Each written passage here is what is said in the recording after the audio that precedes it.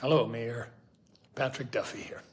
Or Bobby Ewing, apparently. You've watched that show a few times. So I'm here because of a very interesting group of people, the Bubba and the Diamond Dog Gang. Now, I have never relayed a birthday wish, an anniversary wish, or any other kind of thing here on Cameo from somebody with a name like Bubba and the Diamond Dog Gang. Now, they have to be a very interesting group of people. And the fact that they all got together, however they do, and figured out that I was the one that should wish you a happy 50th birthday on February 18th.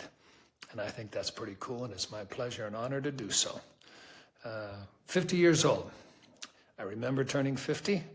It's a seminal moment in everybody's life that tends to get a lot more importance than it really should, because I'll be 74 on March 17th, and those 24 years just got better and better, each and every one of them. So you're at the beginning of a very interesting and wonderful time in your life.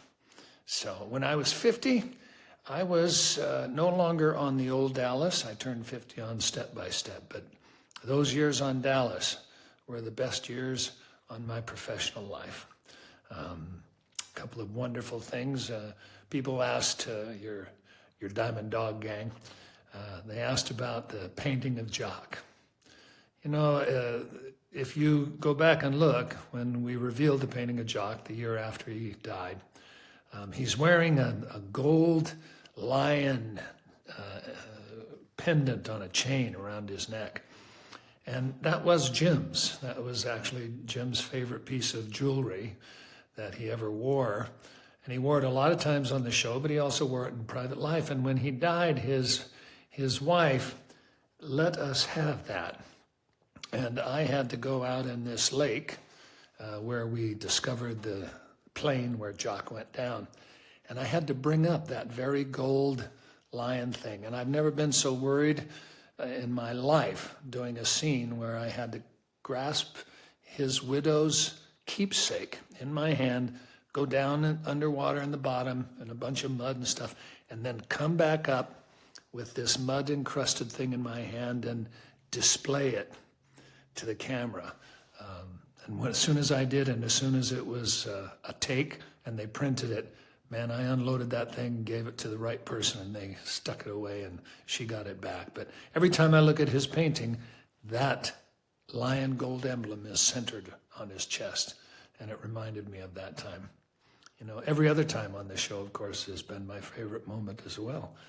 I got to work with Haggy, Larry Hagman, my best friend for 45 years. Every day was basically a third grader's free-for-all. That's pretty much what everybody thought Haggy and I were when we were together. Never took anything seriously until the camera rolled. When the camera rolled, we were Bobby and JR, and as soon as they called cut, we were Patrick and Larry having a good time again. And of course, everybody that was on the show became dear friends of mine, of Larry's, of everybody's. Pointedly, Priscilla, obviously. She was an icon before she arrived on the show. And we got to love her as if she were a member of our family. And to this day, a wonderful woman, sensitive, caring, wonderful. And I think she really got her first taste of real acting by doing our show. And then went on, of course, to do all the Naked Gun, all those wonderful things where she really earned her way in the business. But all of that is just to say, it was a pleasure doing the show. I am thrilled that you liked watching it.